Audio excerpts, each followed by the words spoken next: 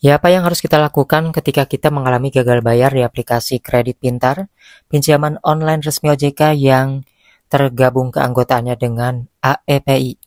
Jadi di sini teman-teman juga bisa mengetahui informasi dari teman-teman yang lain yang sudah curhat yang mengalami gagal bayar di aplikasi pinjaman online kredit pintar.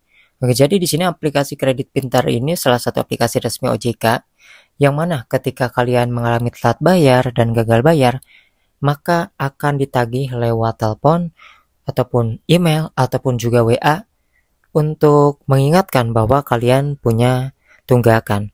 Dan biasanya aplikasi pinjaman online yang seperti ini kan aplikasi yang sudah lama banget teman-teman ya, yang masih terdaftar di OJK awet banget ya, gak pernah ditendang-tendang aplikasi ini dari OJK ya. Artinya aplikasi ini lumayan bagus.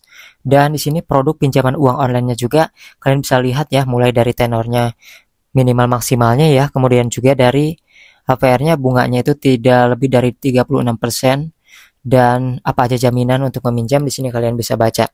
Ini adalah bentuk transparansi aplikasi kredit pintar di bagian deskripsinya. Namun yang pasti ketika kalian gagal bayar, yang pasti penagihan DC dari aplikasi kredit pintar ini akan sopan menagih ya. Banyak orang yang mengatakan DC-nya ini sopan, tergantung dari kita ya meladeninya itu seperti apa.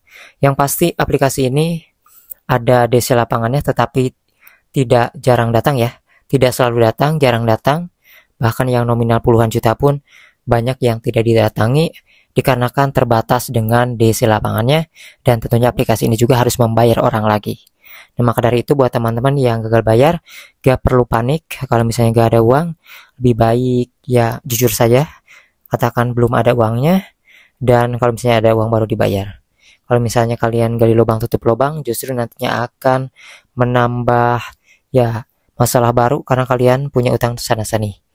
Dan juga kalian jangan sampai punya utang sana sini, apalagi ditambah dengan menyewa joki pinjol untuk menghapus data. Karena tidak ada yang namanya hapus data, joki pinjol kebanyakan itu adalah penipuan, dan sampai kalian terjerumus. Yang pasti aplikasi pinjaman online, data kita itu akan selalu ada di sana meskipun kita menghapusnya dari sini.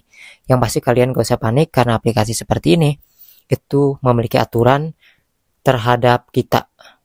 Mau nagih kayak gimana pun, mau galbay ataupun telat bayar berapa juta pun ya, sebesar apapun nominalnya, mereka tidak akan melakukan hal-hal yang tidak diinginkan karena mereka juga mempertahankan ratingnya ya, kemudian mempertahankan di daftar OJK dan AEPI. Maka dari itu gak perlu takut, aplikasi ini sudah lama ya, banyak orang yang melakukan pinjaman di aplikasi kredit pintar ini.